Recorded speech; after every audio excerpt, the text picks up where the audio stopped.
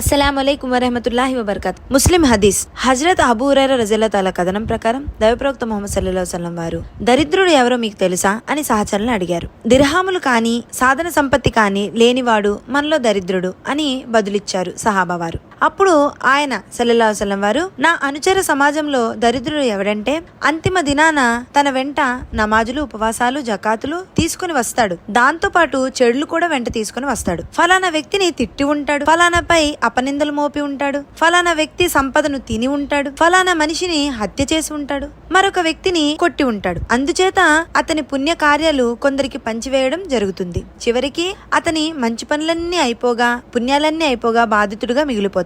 అప్పుడు వారి పాపాలన్నీ అతని నెత్తిపై వేయడం జరుగుతుంది. అతడు నరకంలో పడివేయబడతాడు. చూడండి, అంత పుణ్యాలు చేసుకుని అల్లా జన్నతికి వెళ్ళిపో అని చెప్పినా కూడా ఒక మనిషిని ఇబ్బంది పెట్టినందుకు గాను ఆ వ్యక్తి నరకానికి వెళ్తాడు.